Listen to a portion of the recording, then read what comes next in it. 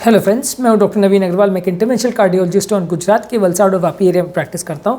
आज आपके लिए एक इंपॉर्टेंट और यूजफुल टॉपिक। आज हम बात करेंगे मेजर ब्लॉकेजेस के बारे में। तो हमने ऑलरेडी काफ़ी बातें की। क्रिटिकल ब्लॉकेजेस के सिम्टम्स के बारे में हमने ऑलरेडी काफ़ी बात की है। आज बात करेंगे माइनर ब्लॉकेजेस अगर किसी को हो तो क्या इसको जानना ज़रूरी है, और इसको जानना है तो कैसे जानना है, इनकी क्या इंपॉर्टेंस है, और इनको जानने के लिए क्या क्या टेस्ट अवेलेबल हैं।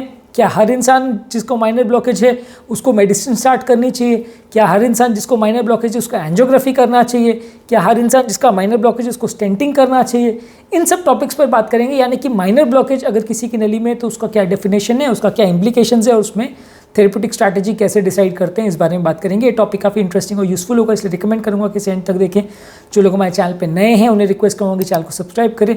आज का टॉपिक है माइनर ब्लॉकेजेस पर। माइनर ब्लॉकेज का मतलब ये है कि जो नॉन क्रिटिकल ब्लॉकेज है। क्रिटिकल ब्लॉकेज का मतलब ये होता है कि अगर नली में 70% से ज़्यादा अगर बाकी किसी भी नली में ब्लॉकेज हो, और अगर लेफ्ट मेन यानी मेन नली में अगर 50% से ज़्यादा ब्लॉकेज हो तो उसे क्रिटिकल ब्लॉकेज की कैटेगरी में गिना जाता है। क्रिटिकल ब्लॉकेज का ऑब्वियसली इंपॉर्टेंस ये होता है कि क्रिटिकल ब्लॉकेज से हार्ट अटैक आने का चांस बहुत ज़्यादा होता है, क्योंकि वो ब्लड के फ्लो को रोकता है। ब्लड के फ्लो को रोकता है, ब्लड का वहाँ पर टर्बुलेंस क्रिएट होता है। टर्बुलेंस क्रिएट होता है तो वहाँ पे मेम्ब्रेन रप्चर होने का चांस बढ़ जाता है, क्योंकि ब्लड उसको बार बार फ्रिक्शन करता रहता है उसके ऊपर। जितना ज़्यादा ब्लॉकेज बढ़ता जाता है उतना फ्रिक्शन बढ़ते जाता है, क्योंकि ब्लॉकेज नॉर्मली क्या नली में कोलेस्ट्रॉल जमा होने की वजह से ब्लॉकेज बनता है। कोलेस्ट्रॉल धीरे धीरे करके लेयर बाय लेयर बढ़ता जाता है। जब जितना ब्लॉकेज नली में हो जाए उसके हिसाब से उसकी क्रिटिकलिटी बढ़ते जाती है, उसके हिसाब से वहाँ पे प्रॉब्लम्स होने का चांस बढ़ जाता है। अगर किसी को 90% ब्लॉकेज है, इसका मतलब फ्लो होने के लिए सिर्फ 10% जगह बाकी है, तो ब्लड वहाँ पे ज़्यादा घर्षण करेगा तो प्लेक के डैमेज होने का और चांस बढ़ जाएगा, मेम्ब्रेन के रप्चर होने का और चांस बढ़ जाएगा, हार्ट अटैक आने का चांस बढ़ जाएगा। अब ये मेम्ब्रेन का रप्चर होने का क्या मतलब है कि नली के अंदर कोलेस्ट्रॉल जो है मेम्ब्रेन या एक लेयर के अंदर डिपॉजिट होना चालू होता है। नली के ऊपर डायरेक्टली आके चिपक नहीं जाता, अंदर की सतह से ब्लड के थ्रू या नलियों के थ्रू आता है, और नलियों की जो अंदर वाली सतह है मेम्ब्रेन के नीचे वहाँ पे जाके डिपॉजिट होता है। धीरे धीरे करके वो जैसे जैसे डिपॉजिशन बढ़ते जाता है वो मेम्ब्रेन को धक्का दे दे के नली के अंदर की तरफ पुश करने लगती है। जिस तरह ब्लॉकेजेस अगर जैसे जैसे बढ़ते चले जाते हैं उस हिसाब से नली का फ्लो कॉम्प्रोमाइज़ होने लगता है। जब ज़्यादा ब्लॉकेज क्रिएट हो जाता है तो नली में ब्लड फ्लो इतना फ्रिक्शन क्रिएट हो जाता है कि वो मेम्ब्रेन कभी कभी फ्रिक्शन और स्ट्रेस की वजह से रप्चर हो जाती है, जिसकी वजह से हार्ट अटैक आता है। अब ये 50% से अगर किसी को कम ब्लॉकेज है या क्रिटिकल ब्लॉकेज किसी भी नली में नहीं है, 70% से कम ब्लॉकेज है, तो वैसे केसेस में ऑब्वियसली हार्ट अटैक आने का चांस कम है, क्योंकि ब्लड को जाने के लिए अभी भी जगह अवेलेबल है। मतलब अगर 50% ब्लॉकेज है तो यानी 50% फिर भी जगह है जहाँ से ब्लड जा सकता है। 70% ब्लॉकेज है तो 30% जगह है जहाँ से ब्लड जा सकता है। लेकिन ऐसे ब्लॉकेजेस की भी इंपॉर्टेंस होती है, क्योंकि ऐसे ब्लॉकेजेस में भी हार्ट अटैक आने का चांस होता है। माना कि किसी को अगर 80-90% ब्लॉकेज है तो उसमें हार्ट अटैक आने का चांस कई गुना ज़्यादा रहेगा। लेकिन अगर किसी को 50% से कम ब्लॉकेज भी है तो वो भी में प्लाक कई बार सॉफ्ट होते हैं और कभी कभी उनमें भी प्लाक रप्चर हो सकता है। और जब रप्चर होता है मेम्ब्रेन तो उसके बाद वहाँ पे साइटोकाइंस और हार्मोन्स इतने ज़्यादा आ जाते हैं कि वो सारे प्लेटलेट्स को वहाँ पे चिपका देते हैं, जिसकी वजह से मेजर या मैसिव हार्ट अटैक आ जाता है। तो इसका मतलब ये है कि अगर किसी व्यक्ति को 50-60% से भी कम ब्लॉकेज है तो भी वो हार्ट अटैक के रिस्क से बिल्कुल फ्री है, ऐसा नहीं है, उसको भी हार्ट अटैक आ सकता है। हाँ, लेकिन 90% जिसको है उसके कंपेरिजन में वो जगह पर जितना हार्ट अटैक आ सकता है उससे रिस्क कम रहेगा।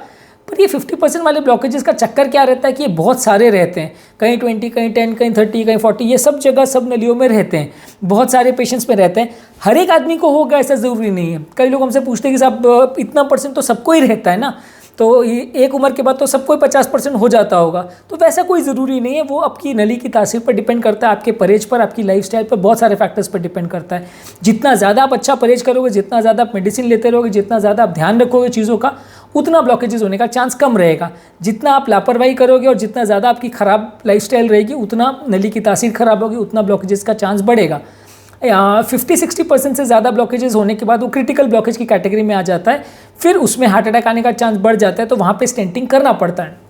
50% से कम वाले ब्लॉकेजेस में स्टेंटिंग करने का रोल इसलिए नहीं है क्योंकि ये बहुत सारे होते हैं। हर जगह आप 10-20% ब्लॉकेज है तो सब जगह तो आप स्टेंट नहीं कर सकते, और स्टेंट का पर्पस क्या है? स्टेंट का पर्पस क्या है कि कचरा ज़्यादा है तो जगह क्रिएट करने के लिए आप उसको कचरे को साइड में क्रश कर रहे हो कि जो 90% लूमेन को ऑक्यूपाई कर रहा है कचरा, उसको आपने क्रश करके एक साइड पे कर दिया।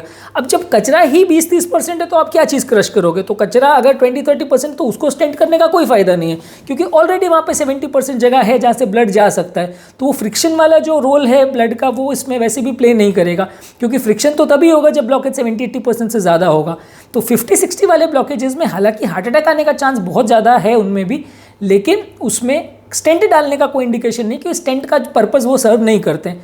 उनमें अटैक आने का चांस इसलिए ज़्यादा है क्योंकि उनके नंबर्स बहुत ज़्यादा होते हैं। क्रिटिकल ब्लॉकेज तो 1, 2, 3 होते हैं पूरी नली में, क्या 10 होते हैं कि किसी को 90-95% का ब्लॉक है, लेकिन 10-20 वाले तो नली में 50 जगह हो सकते हैं। तो 50 में से कोई एक भी रप्चर किया तो हार्ट अटैक आ सकता है, क्योंकि भले ब्लॉकेज नली में 20-30% ही हो, लेकिन बाकी जगह प्लेटलेट आके ऑक्यूपाई कर लेते हैं, तो नली वैसे केस में भी 100% बंद हो सकती है। तो ऐसा नहीं है कि 20-30% वाली पेशेंट्स में हार्ट अटैक नहीं आ सकता।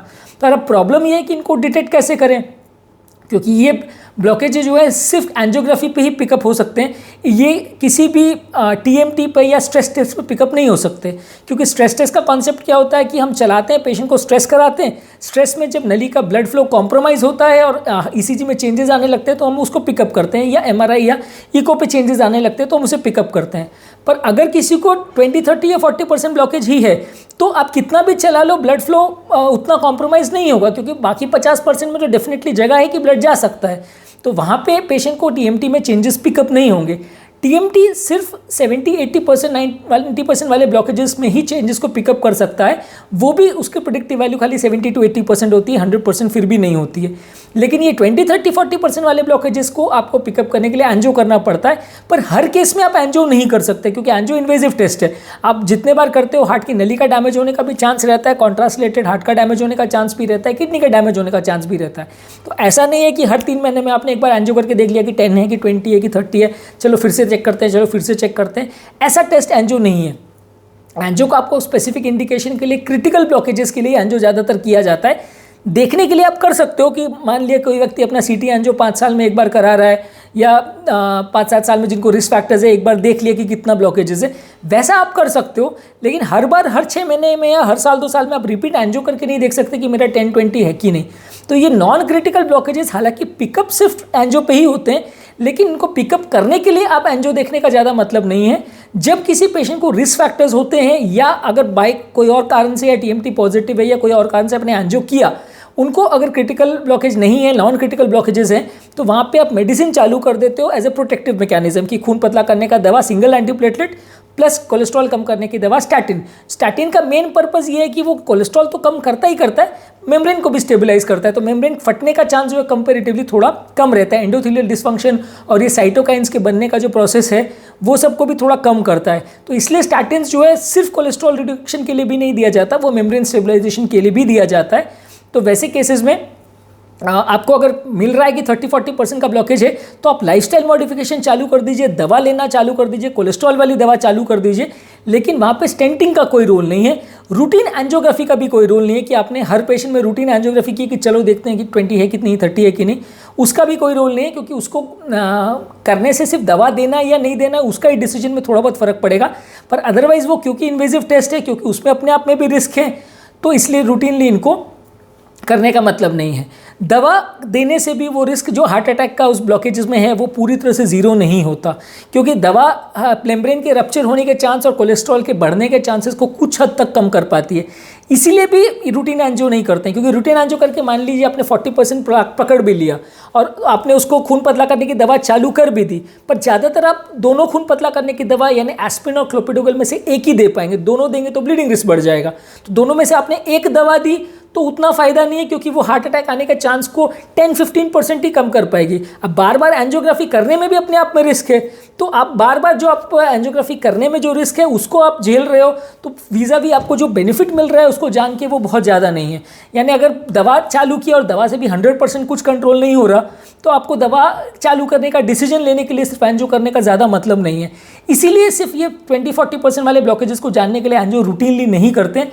कोई और कारण से एंजियो किया और ये मिल गए तो आप ज़रूर दवा चालू कर दीजिए, पर दवा उसको 100% तक नहीं रोक पाएगी, और 100% उसमें हार्ट अटैक कभी आएगा या नहीं वो प्रेडिक्ट कर पाना पाना बहुत मुश्किल है। आएगा भी तो कौन से प्लाक में आएगा और कितने साल में आएगा वो भी प्रेडिक्ट कर पाना बहुत मुश्किल है। तो इसीलिए आपको ऐसे केसेस में सिर्फ दवा पर मेंटेन करना पड़ता है। अगर कोई और टेस्ट आपने किया, एंजियो करके देखा, तो उसमें आपको मिला ब्लॉकेज तो आप उसको ट्रीट कर सकते हो। सिर्फ देखने के लिए आपको एंजियो करने का ज़्यादा रोल नहीं है।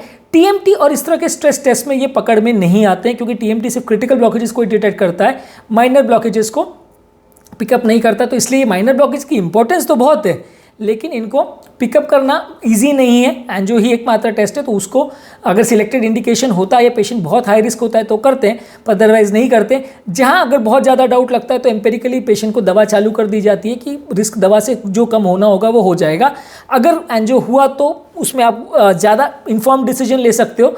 हर बार अगर किसी को 50-60% का ब्लॉकेज है तो बार बार उसको बढ़ रहा है कि नहीं देखने के लिए भी बार बार एंजियो नहीं कर सकते। बहुत ज़्यादा हुआ तो आप सीटी एंजियो कर सकते हो, क्योंकि वो कंपेरेटिवली लेस इन्वेजिव है। लेकिन रेगुलर एंजियो करने का इसमें कोई प्रोटोकॉल नहीं है कि अगर किसी को 50% है तो हर 6 महीने में या हर 2 साल में 3 साल में हम बार बार एंजियो करके देख रहे हैं कि भाई बढ़ा कि नहीं, बढ़ा कि नहीं, बढ़ा कि नहीं। तो वैसा करने में भी रिस्क कई गुना ज़्यादा हो जाएगा और बार बार कैथेटर वहाँ पर बिठाने में रिस्क बढ़ जाएगा।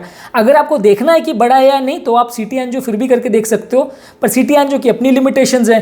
कॉन्ट्रास्ट ज़्यादा जाता है, किडनी डैमेज होने का ज़्यादा रिस्क रहता है, ब्लॉकेज के मिस होने का या गलत रिपोर्ट आने का भी ज़्यादा चांस रहता है। तो वो अपने आप में एक अलग प्रॉब्लम है कि इसलिए ये माइनर ब्लॉकेजेस इंपॉर्टेंट तो ज़रूर है, लेकिन डिटेक्ट करना थोड़ा मुश्किल है। तो इसलिए इनको अगर एंजियो में पिकअप हो जाए तो ठीक, अदरवाइज इनके लिए इतनी माथापच्ची नहीं की जाती। ज़्यादातर केस में उनके लिए दवा पहले से ही चालू कर देते हैं। तो आज के टॉपिक में हमने माइनर ब्लॉकेजेस के बारे में बात की, मेजर ब्लॉकेजेस के कंपैरिजन में इनका क्या इंपॉर्टेंस है उस बारे में बात की, और इनको ट्रीट करने के लिए कब दवा स्टार्ट करते हैं, एंजियोग्राफी का क्या रोल है इसमें, इस बारे में बात की।